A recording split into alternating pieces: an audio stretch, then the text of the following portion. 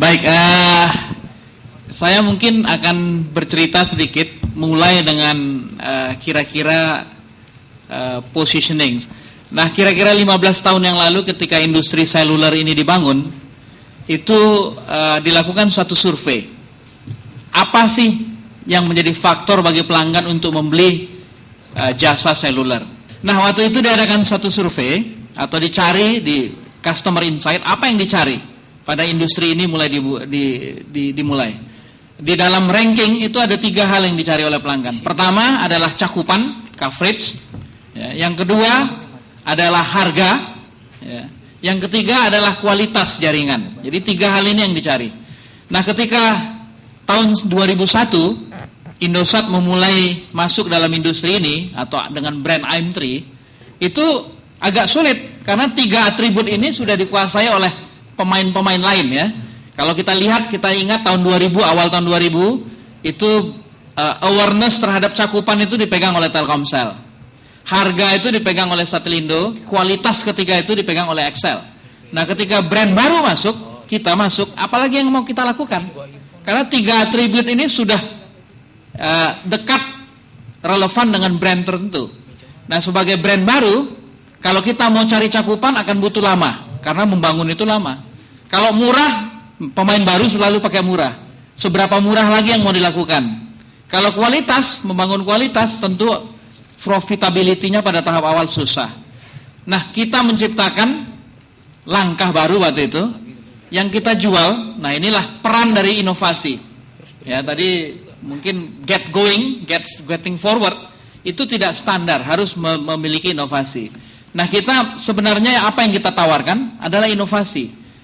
Ketika AM3 diluncurkan tahun 2001, yang ditawarkan kepada pelanggan adalah gaya hidup, ya, lifestyle. Jadi bukan cakupan, bukan harga, bukan juga kualitas, tetapi gaya hidup. Bagaimana orang menggunakan jasa seluler, gaya hidup, Pak. Bukan cari kualitas, bukan cari cakupan. Nah, ini sesuatu yang panjang ya. Dan ini menurut saya inherent pada Indosat. Indosat selalu mencari inovasi dan step out of the box ya. Apalagi sekarang di bawah panduan juga Pak Rahmat Gobel ya. Selalu mencari panduan out of the box ya. Nah, 2001 salah satu contoh. Nah, dalam perjalanannya baru kita masuk ke BlackBerry. BlackBerry sudah diluncurkan di Amerika mungkin akhir 90-an. Tetapi belum pernah menjadi suatu wacana untuk dipakai di Indonesia. Karena apa?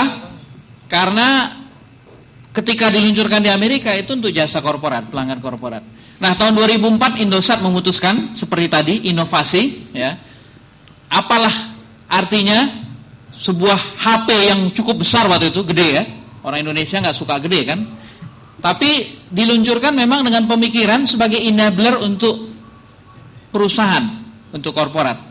Jadi 2004 itu diluncurkan dan ketika itu saking tidak dianggapnya Indonesia oleh RIM, oleh BlackBerry, itu kita melalui perusahaan lain. Jadi kita bekerja sama dengan operator telekomunikasi di luar negeri. Suatu langkah yang sangat riskan sebenarnya. Ya. Karena kita menjadi sub terhadap operator di luar negeri untuk mendapatkan jasa BlackBerry ya, tahun 2004. Jadi bayangkan Bapak Ibu sekalian bagaimana ketika itu langkah yang tidak terpikir sekarang, 5-6 tahun kemudian. Kita memulai dengan segmen korporat. Kenapa?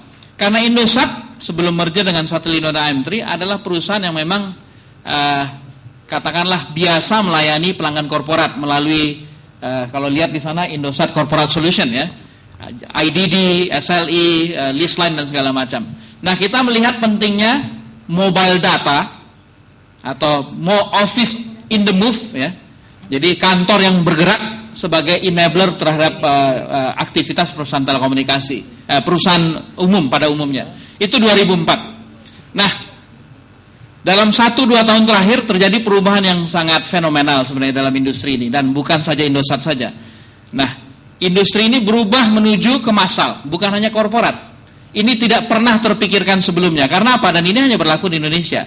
Ada 3 katakanlah ekosistem yang mendukung. Yang pertama, pasar kita sangat prabayar.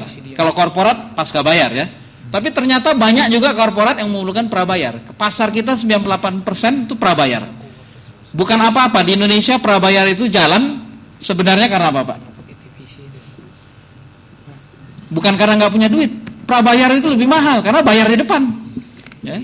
Tapi karakteristik pasar di Indonesia itu juga cukup aneh. Prabayar itu cukup inherent di Indonesia. Rupanya dipengaruhi oleh attitude pasar yang kurang percaya pada sistem. Kalau pasca bayar itu takut ditagih kebanyakan. Nah kalau prabayar pasang 5.000, kalau ditipu oleh operator 5.000 hilang. Ya kan? Itu attitude, itu mental attitude. Ya. Saya isi 10.000, kalau lu tipu ambil. Ya. Tapi kalau pasca bayar orang takut. Wah nanti kalau tagihannya 1 juta, saya pada posisi yang lemah. Ternyata pelanggan yang punya uang pun banyak yang prabayar. Karena tadi attitude, mental attitude. Nah BlackBerry menjadi berkembang karena ekosistem pertama, dimungkinkan di prabayar dan itu inovasi. Ya. Yang kedua, 3G berkembang dalam 2-3 tahun terakhir. Yang ketiga yang tak kalah pentingnya adalah BlackBerry RIM juga menjadi device yang stylish ya. Dulu itu gede, Pak. Mungkin ada yang pegang BlackBerry 6 tahun yang lalu. Nah, ini semua menjadi satu ekosistem yang mendukung. Nah, saya kira kebanyakan kita di sini pelanggan korporat. Apa pentingnya ketika ini menjadi fenomenal pada retail?